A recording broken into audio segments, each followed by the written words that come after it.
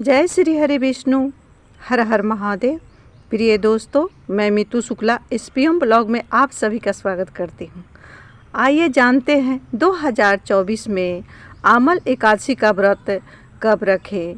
आमल एकादशी को रंगभरी एकादशी भी कहा जाता है, क्योंकि आज ही के दिन मेरे महादेव काशी में गए थे माँ पार्वती को लेकर के, इसीलिए इसको रंगभरी एकादशी भी कहा जाता है।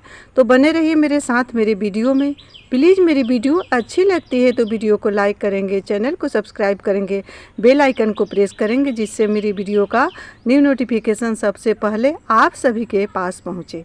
तो आइए जानते हैं सबसे पहले कि आमल एकादशी का व्रत कब रखें, पारण कब करें, हरिवासर का समय क्या है। तो आमल एकादशी का व्रत फागुन शुक्ल पक्ष आमल एकादशी का व्रत 20 मार्च को रखा जाएगा, यानी तिथि 20 मार्च को 2024 प्रातः 12:21 पर एकादशी तिथि की शुरुआत होगी। वहीं अगले दिन 21 मार्च को 2:22 पर एकादशी तिथि की समाप्ति होगी। उदया तिथि के अनुसार 20 मार्च दिन बुधवार को एकादशी का व्रत रखा जाएगा। आमल एकादशी का व्रत, रंगभरी एकादशी का व्रत 20 मार्च को ही रखा जाएगा। पारण की शुभ समय 21 मार्च सुबह 9:18 से 10:30 तक किया जाएगा। वहीं दूसरा पारण का शुभ समय 1:07 से 3:32 के बीच किया जाएगा। हरिवासर समाप्ति का समय 21 मार्च को सुबह 8:58 पर हरिवासर की समाप्ति होगी। वहीं कई योग में ये एकादशी का व्रत पड़ रहा है। ये रंगभरी एकादशी, आमल की एकादशी जैसे नाम से ही पता चलता है। ये आमल की एकादशी उस दिन विष्णु भगवान और माँ लक्ष्मी की सामूहिक पूजा एक साथ पूजा करें आंवले की जड़ में, और हो सके तो आंवले का ही भोग लगाएं विष्णु भगवान को और माँ लक्ष्मी को। उस दिन पूरे विधि विधान से आंवले की पूजा करें, रोड़ी से, मौली से, कुमकुम से, सिंदूर से, पीले फूल से आंवले वृक्ष की जड़ की पूजा करें। विष्णु भगवान को धूप दीप नैवेद्य समर्पित करके विष्णु भगवान को उस दिन अबीर गुलाब अवश्य अर्पण करें। विष्णु भगवान के साथ उस दिन महादेव पार्वती की भी पूजा करें, क्योंकि धार्मिक मान्यताओं के अनुसार यही एकादशी के तिथि के दिन, आमल एकादशी के दिन मेरे महादेव काशी में पार्वती जी को पहली बार लेकर के गए थे और रंग गुलाल की अबीर उड़ाए थे। काशी में सारे देवी देवता ने उस दिन काशी में रंग और अबीर की होली खेले थे, इसीलिए इस एकादशी को रंगभरी एकादशी भी कहा जाता है। महादेव को हो सके तो उस दिन अबीर गुलाल अवश्य लगाएं, नाना प्रकार के भोग अर्पित करें। माँ जगदम्बे जगजननी को हरी चूड़िया, लाल सिंदूर, लाल चुंदरी अवश्य उड़ाएं, क्योंकि माँ पार्वती जगत जननी जगदम्बा पराम्बा पहली बार उस दिन काशी में गई थी और महादेव के साथ होली गुलाल खेली थी। उस दिन रंगभरी एकादशी के दिन धार्मिक मान्यताओं के अनुसार उसी दिन मेरे विष्णु भगवान महादेव के साथ भी होली और रंग गुलाल खेले थे काशी में जाकर के। इसीलिए उस दिन विष्णु भगवान के साथ महादेव का भी पूजन करें। हो सके तो मंदिर में जाएं, शिवलिंग पर अभिषेक करें, दूध से तिल अर्पित जल महादेव को अर्पण करें, पंचामृत से स्नान कराएं।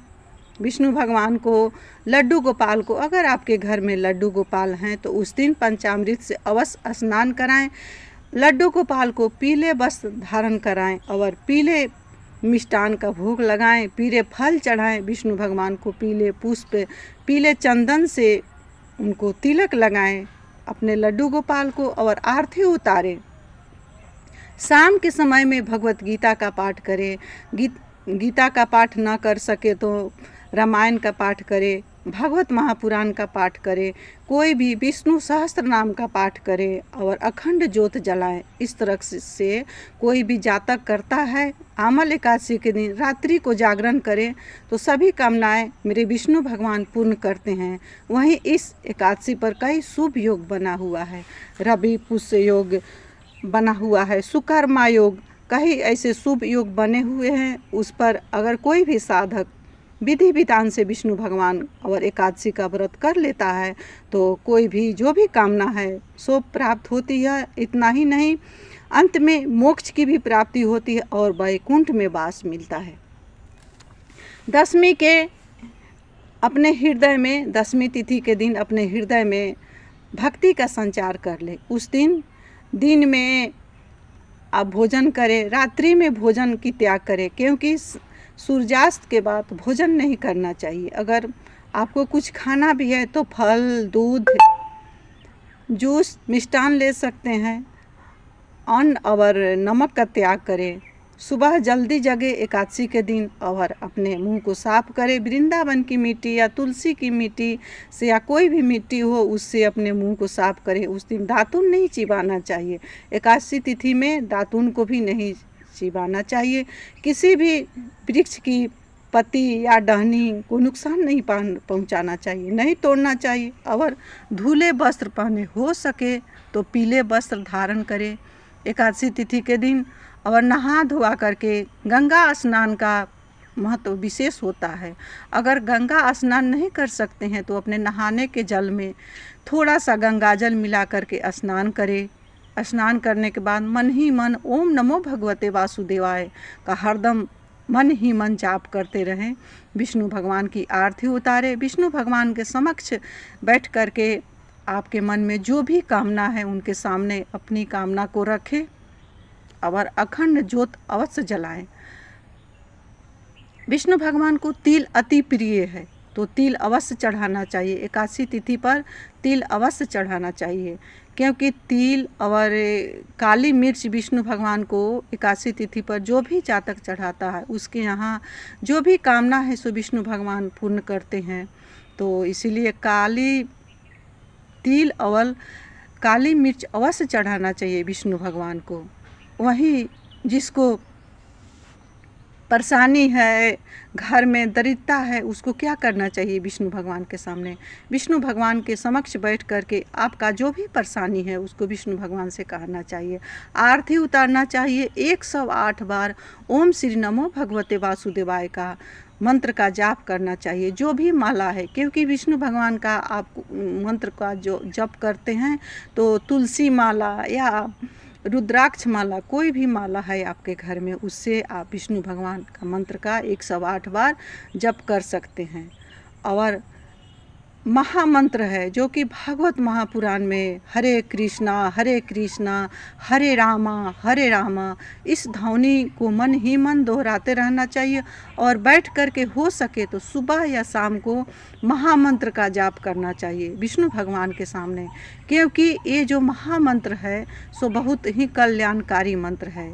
इस मंत्र का जाप अवश्य करना चाहिए एकादशी तिथि पर, क्योंकि ये आमल की एकादशी कोई खास नहीं है। जो भी जातक जो भी कामना लेकर के इस एकादशी का व्रत रखता है और विधि विधान से विष्णु भगवान का पूजन करता है, मन ही मन ध्यान करता है, मन ही मन दयार्चना करता है, तो विष्णु भगवान सब कुछ पूर्ण करते हैं, हर ओर से सफल करते हैं।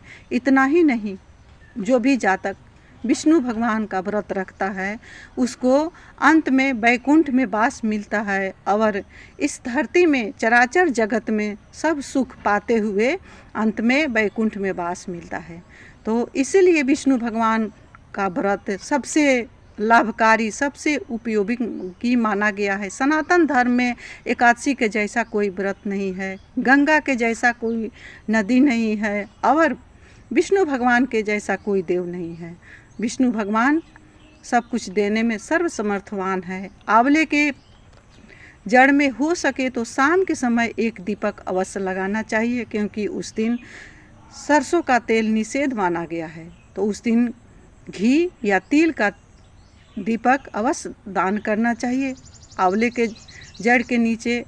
और वही अपने मुख्य द्वार पर उस दिन एकादशी तिथि पर अवश्य दीपक जलाना चाहिए, क्योंकि मुख्य द्वार का दीपक बहुत ही कारगर साबित होता है। जो भी कामना है उसको कहते हुए मुख्य द्वार पर अवश्य दीप प्रज्वलित करें। वहीं आपको लगता है कि मेरे घर में पितृदोष है, तो अपने जो आपका रसोई घर है उसमें जहाँ आप पानी रखते हैं, मटका है, परिंदा है, आज सभी लोग जागरूक हो चुके हैं। अपने किचन में, अपने रसोई घर में एक हंडा या परिंदा में पानी रखते हैं, वहाँ पर एक दीपक अवश्य लगाना चाहिए अपने पितृ के नाम से।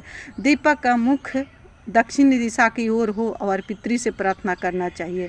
इस तरह करने से जो भी जातक इस तरह करके अगर इस व्रत को रखता है तो उसकी सभी कामनाएं भगवान पूर्ण करते हैं।